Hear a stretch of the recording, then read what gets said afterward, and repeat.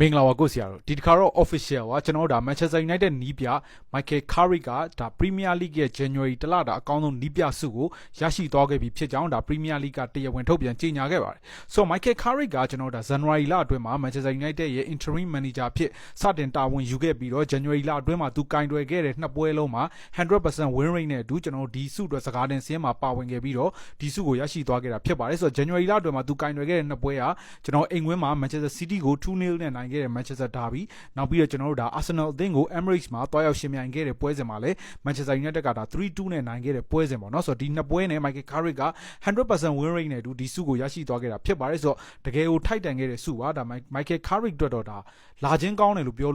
ရမှာပေါ့နော်ဆိုတော့ Manchester United ကိုပထမဦးဆုံးတာဝန်ယူခဲ့တဲ့ကျွန်တော်တို့ဒါကာလအပိုင်းခြားပြောရရင်ဒီနှစ်ပတ်3ပတ်လောက်အတွင်းမှာပဲကျွန်တော်တို့ဒါ Premier League ရဲ့တလတာအကောင်းဆုံး manager ဆုကိုရရှိခဲ့တာဖြစ်ပါတယ်ဆိုတော့တလတာအကောင်းဆုံးကစားသမားဆုအတွက်တော့ကျွန်တော်တို့ဒါ Manchester United အသင်းရဲ့ Patrick Dorgu ကကျွန်တော်တို့ဒီစကားတင်စင်းထဲမှာပါဝင်ခဲ့ပေမဲ့ကျွန်တော်တို့ Brentford တိုက်စစ်မှု Igor Thiago ကဒီဆုကိုရရှိသွားတယ်လို့သိရပါတယ်ဆိုတော့